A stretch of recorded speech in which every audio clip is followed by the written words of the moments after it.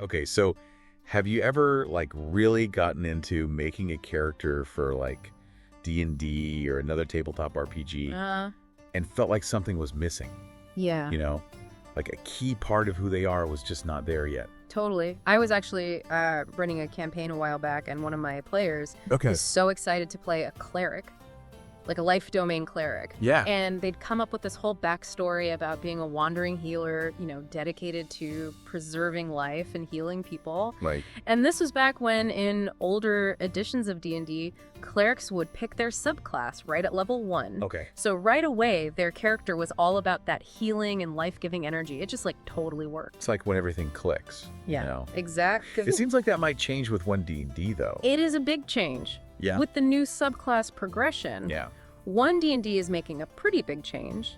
Now all the subclasses, Right. no matter what class you pick, Okay. you don't get to choose until 3rd level. So those classes that used to get their subclass right away, like clerics or warlocks, Yeah. they have to wait a bit longer now before they can really focus on their specialization. So for your player who was so into that life domain, Yeah, they wouldn't get to be that healer until later on in the game. exactly. It's definitely a big adjustment. Yeah. Especially for players who have been playing D&D for a while. They're used to that immediate connection to their subclass. Exactly. And there's been a lot of talk about this change in the D&D community. Oh, have you? A lot of the more experienced players, they feel like waiting for the subclass waters down what makes each class special. Interesting. And they think it makes the beginning of the game feel less unique. You know, everyone's kind of generic until they hit level 3. I see their point. Yeah, But the D&D design team has explained why they made the change. they have. And some of their reasons make sense. Yeah. From a design perspective, I can see what they're going for. Right. They're saying that having everyone choose their subclass at 3rd level makes the game more balanced. Okay. It gives players a chance to see how their base class works Right. before they decide on a specialization. So especially for brand new players, Especially. they're not hit with a ton of choices right away. Exactly. And they have some time to try out what their base class can do. Exactly. It's like trying a little bit of everything before you decide what you want to order. Yeah, I like that analogy. Yeah, so, you know, Yeah. instead of jumping right into a specialized role, you get to experiment a bit first and figure out what kind of play style suits you. It makes sense. And thinking about balance. Yeah. This could help with problems that come up when some subclasses are way stronger than others. Oh, definitely. Especially at those lower levels. Right. And it can make it easier for dungeon masters to create challenges that are fair for everyone in the group. Regardless of their subclass. Exactly. So it sounds like the design team is trying to make the game smoother and more balanced, especially for new players. Yeah.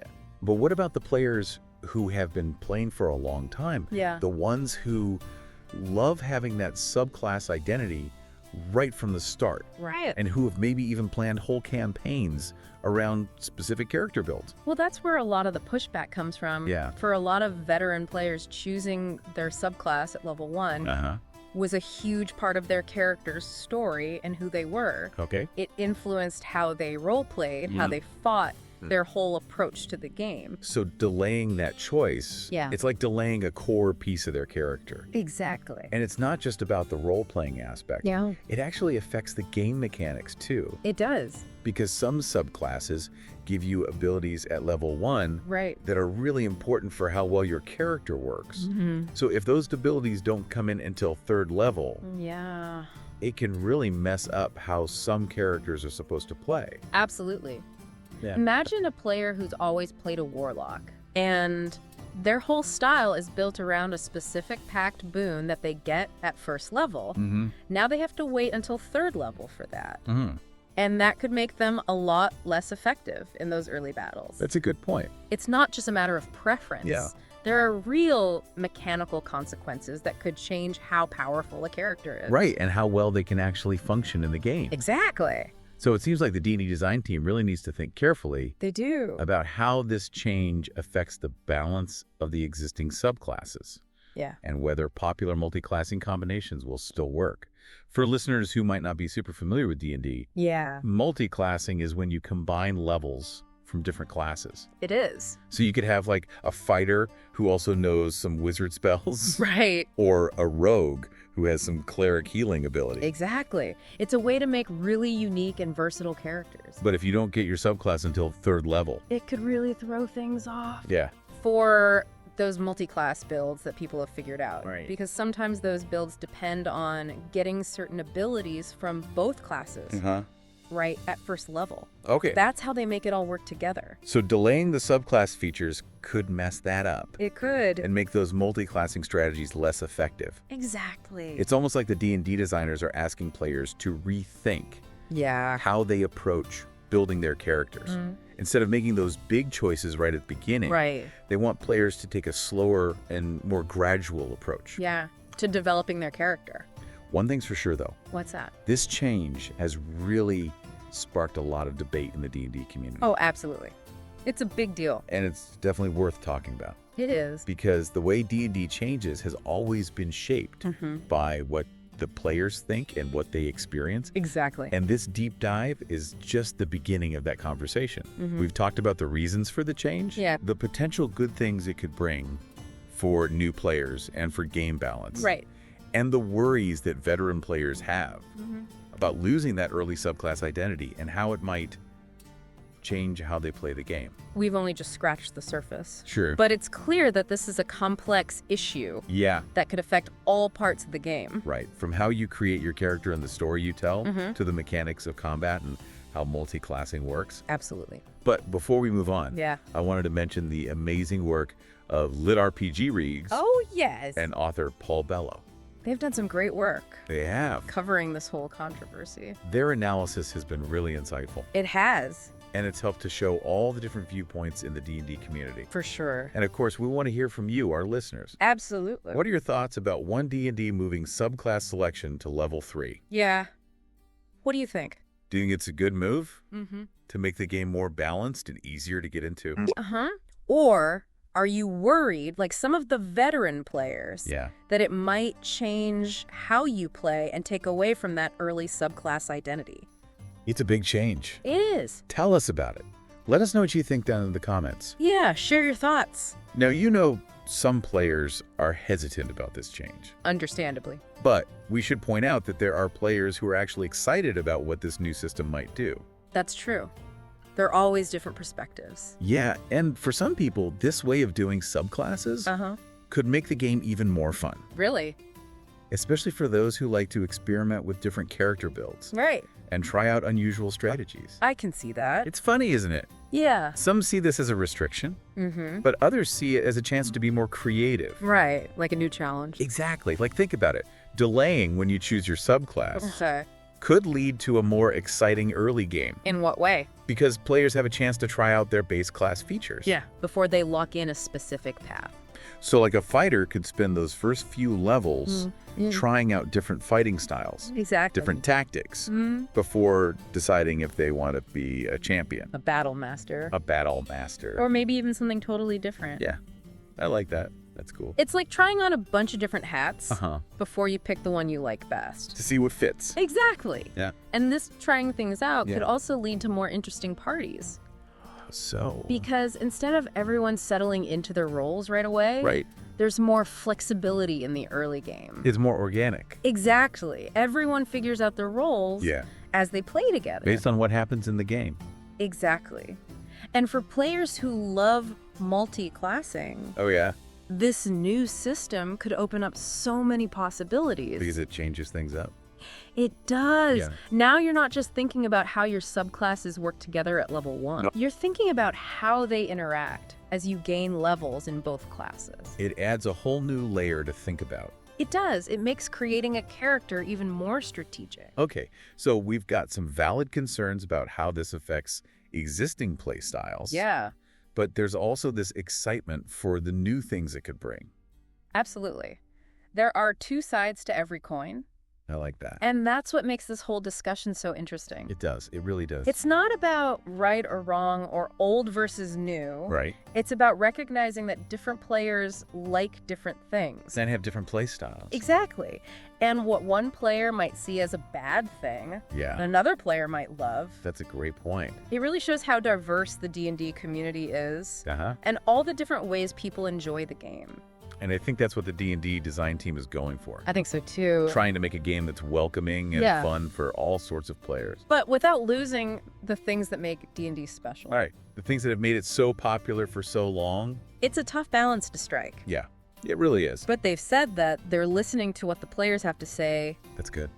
While they're developing the game. That open communication is so important. It is. It really is. I mean, D&D has always been about working together to tell a story, both when you're playing at the table, right, and as the game itself changes and grows.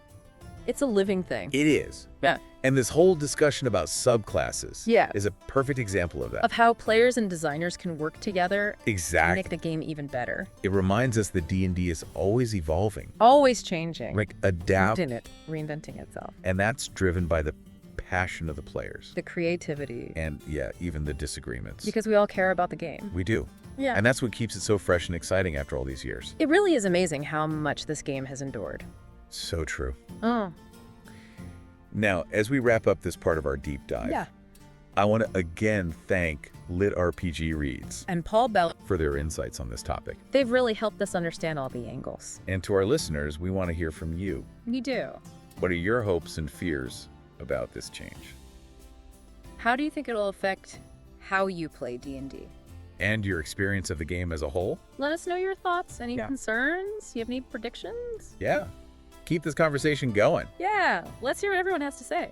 Because at the end of the day, the future of D&D is in all of our hands. Right. The designers, the players, the storytellers, we're all part of this amazing world of imagination and adventure. You know, it's interesting to think about how this change with subclasses reflects a bigger trend in game design right now. What do you mean? Like there's this focus on making games more accessible. Yeah. And creating ways for new players to easily get into them. That's true. And it makes sense, you know, right, from a business standpoint. Of course. Any game that wants to grow needs to bring in new players. Right. Make sure they have a good time from the very beginning. Exactly. Yeah. But the tricky part is finding that balance between welcoming those new players and still staying true to what makes the game special. You know, those core elements that have kept veteran players coming back for years. Yeah. That's the heart of the game. It is. Yeah. And it's not easy to keep both sides happy. No. It's definitely a balancing act. And the D&D design team knows that. They do. They're trying to walk that tightrope as they make these changes. Yeah. They keep saying that they're committed to keeping what makes D&D, but also making it more accessible and enjoyable for more people. And when you think about it from that accessibility angle, this subclass change becomes even more interesting. How so? Because by pushing back the subclass choice, they're basically creating a smoother entry point for new players. Like an on-ramp. Exactly. It's like they're saying, hey, come on in, check out the world, get a feel for your character. Then once you've got your bearings, you can choose the path that's right for you. I like that. It takes the pressure off. Right. Having to make a big decision. Right away. Before you even know what's going on. Exactly. And instead, new players can just try things out, explore, find their footing before they commit to a specialization. That makes a huge difference. It does. In making the game welcoming and fun for newcomers. Because it lets them jump into the world of D&D at their own pace. And discover the magic of storytelling and building a character. Without feeling overwhelmed. Exactly. It's like learning to swim in the shallow end before you go out into the deep water. You get comfortable first. You build up your skills. Yeah. And then by the time you hit level 3 and pick your subclass, you're ready. You're ready to really dive into the game. And for the veteran players, this change gives them a chance to rediscover the joy of exploration. Right. To try out character builds they maybe never considered before. Or find new ways to make subclasses work together. Exactly. It's a chance to step outside the box, to challenge ourselves. And remember that D&D is all about possibilities. It really is. And isn't that what keeps us coming back? I think so. The thrill of the unknown. The excitement of creating stories together. the endless potential that comes from sitting around a table and letting our imaginations run wild. Absolutely. So, yeah, change can be scary. It can. But it also brings the chance to grow. Right. To innovate. To find new and exciting ways to experience this amazing game. So let's embrace the possibilities. With open minds. And adventurous spirits. As we enter this new chapter in the story of D&D. Let's keep talking to each other. Sharing our thoughts and concerns. Working together to shape the future. Of this game that's brought so much joy and laughter and friendship to so many people. A huge shout out to LitRPG Reads and author Paul Bello for their amazing insights. And to all of you listening, we want to hear from you. Share your thoughts, your predictions, your hopes and fears for the future of D&D. Let's keep the conversation going. And build a community that celebrates storytelling and the power of imagination.